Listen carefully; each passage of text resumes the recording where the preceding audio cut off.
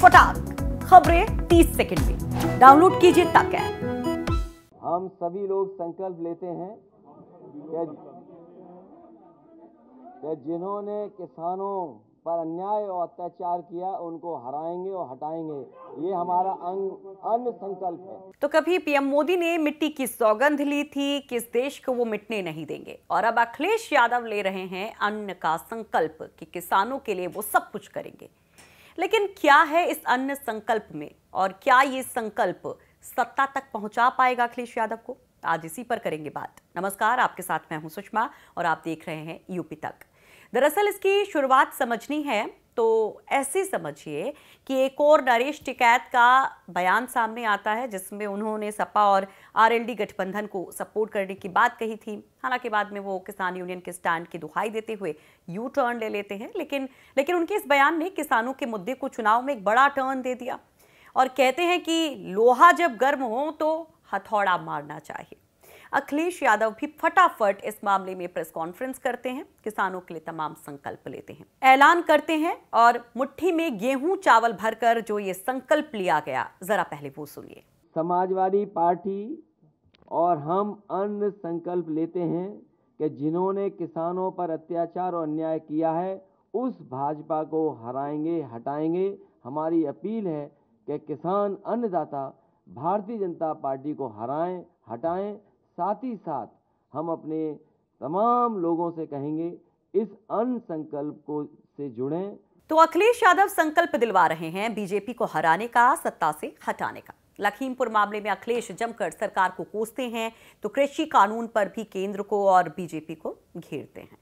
वो तमाम वादे भी करते हैं कि उनकी सरकार बनेगी तो वो क्या क्या कर देंगे, सुनिए। किसान के सवाल पे जब अन्न संकल्प लिया है तो समाजवादी पार्टी और हमारे मैनिफेस्टो में इस बात को शामिल करेंगे कि सभी फसलों के लिए एमएसपी प्रदान की जाएगी और गन्ना किसानों को 15 दिन में उनका भुगतान सुनिश्चित किया जाएगा। इसके लिए फार्मर्स रिवॉल्विंग फंड भी अगर बनाना पड़ेगा, फार्मर्स रिवॉल्विंग फंड बनाने का काम करेंगे कि सभी किसानों की सिंचाई के लिए मुफ्त बिजली दी जाएगी। साथ ही साथ ब्याज मुक्त लोन, बीमा एवं पेंशन की भी व्यवस्था किसानों के लिए की जाएगी। तो अखिलेश यूं ही प्रेस कॉन्फ्रेंस करने नहीं आए, बल्कि पूरी तैयारी से वो आए थे। उनके साथ अखिलेश के इसी मंच पर किसान नेता तेजिंदर सिंह बिक्र भी थे। बिक्र समाजवादी पार्टी में शामिल हो गए। अब जरा इस संकल्प के सियासी मायने को भी समझिए। अगर इसको आप समझेंगे तो समझ में आएगा कि चुनाव के वक्त ऐसे अन्य संकल्प की जरूरत क्यों पड़ती है। ये इसलिए पड़ती है क्योंकि उत्तर प्रदेश में करीब 8 करोड़ मतदाता ऐसे हैं जिनका कोई ना कोई रिश्ता खेती किसानी से है। पहले कृषि कानून को लेकर 1 साल से ज्यादा तक गतिरोध रहा, किसानों की नाराजगी रहा, धरना प्रदर्शन रहा और फिर लखीमपुर कांड होता है।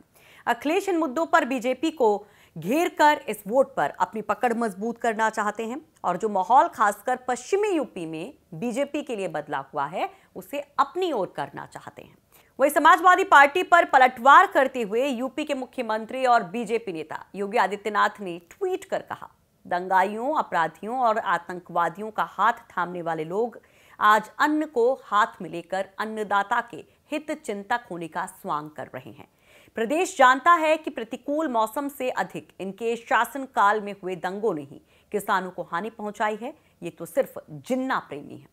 तो देखिए कि किस तरह से जिन्ना प्रेमी शब्द फिर से इस्तेमाल किया जाता है। आपने योगी आदित्यनाथ का ये ट्वीट तो देखा, अब जरा बीजेपी प्रदेश अध्यक्ष स्वतंत्र देव सिंह किस तरह से हमला करते हैं वो भी देखिए। वो कहते हैं, हाथ में गन लेकर घूमने वाले आज हाथ में अन्न लेकर किसान हितैषी बनने का ढोंग कर रहे हैं। इनके सपा शासन में हमारे किसान भाई रात को अपने खेत पर जाने से भी घबराते थे। तो देखिए, लगा था जैसे कि किसानों का मुद्दा कहीं थोड़ा सा पीछे हट गया है, लेकिन नरेश टिकैत का बयान आते ही ये मामला फिर से गर्मा जाता है और एक तरफ इसको लेकर बीजेपी को घेरा जाता है तो बीजेपी की तरफ से पलटवार किया जाता है। लेकिन सवाल यही है कि इस बार किसान किसकी तरफ जाएंगे। एक तरफ बीजेपी कहती है कि किसानों के लिए तमाम सुविधाएं दी गई हैं, किसान सम्मान निधि दी जा रही है, बिजली की कोई समस्या नहीं है, सिंचाई की सारी व्यवस्थाएं हैं, किसानों के लिए कोई दिक्कत नहीं है। तो दूसरी तरफ कृषि कानून को भी वापस ले लिया जाता है, एक बड़ा ऐलान कर दिया जाता है।